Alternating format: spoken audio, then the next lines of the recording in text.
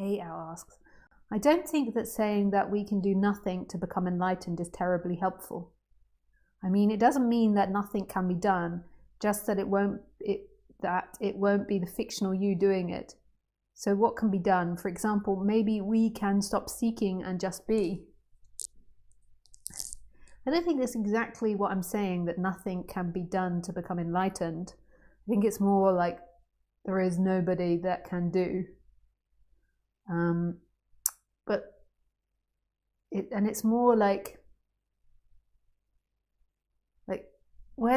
so the person that wants to do something to become enlightened, like where does it think, or how does it think it's going to get to stillness or get to freedom? It's something that's being experienced. It's something that's being watched. It's not the watcher. So how can it get to the watcher? So it's a bit like somebody inside a film. So say if you're in the cinema watching a film and one of the characters in the film stepping out of the film and going and sitting next to an audience member. It's like the character is being watched. How can the character get back to stillness? So it's not really a possibility because the character doesn't exist. However, I do think that it's wise for the character to settle itself down. That's always what's been advised in spiritual traditions. But the awakening is grace. But yeah, it's wise to make yourself sane. It's also nice for your neighbors as well, for your partner, for your children, for your parents, to try not to be so crazy, because humans, if you haven't realized, are really insane. So to try to be less insane is maybe, it's like mowing your lawn. It's like, not doing a poop in your neighbor's garden. Politeness. It's also good for yourself. And there's so many things that you can do to make your experience of life better. However, whether or not you'll do it is down to God, is down to life. Because often I work with people and I present things they can do, but they don't do it, which is understandable. I never used to do my homework when I went to school. I used to tell the teachers often, God decided that I wasn't to do my homework, but they didn't listen.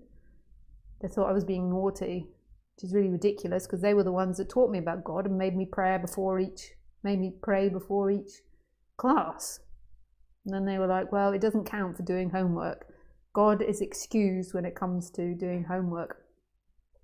Anyway, so whether or not you do it is down to life. Yeah, but there's so many things. I mean, what often has to happen is that you go from the mind. So you come into the subject and you're just like a mental ball of mind thoughts, and you have no sense that you're a body. You're just a walking mind with no body, and then you have no sense of what your emotions are. So often it's like then there is an encompassing of motions in the body, and connecting your thoughts to your emotions and seeing the emotions arise, and then it affects your thinking.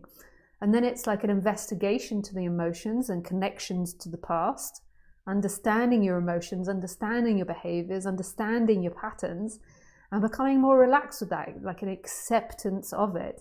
And so then you become really embodied. You're sort of there in every experience rather than off in some massive mental projection about how fantastic you are or what a devil you are.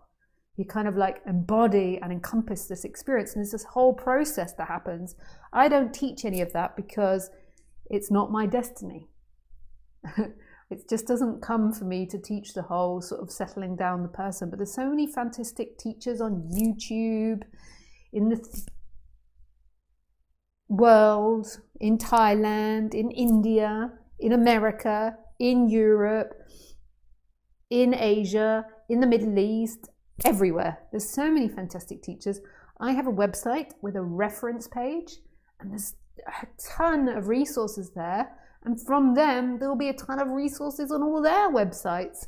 So there's so much free information now. When I was seeking, it was like you had to pay for everything. You had to go to Watson's bookstore and sign up for courses and pay for everything. But now you get so much of it for free. But whether or not you do it is down to God. down to God. Yeah. I mean, you can do yoga online now for free. Everything you can do for free. It's stunning.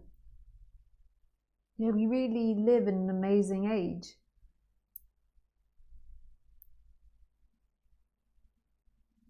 Yeah.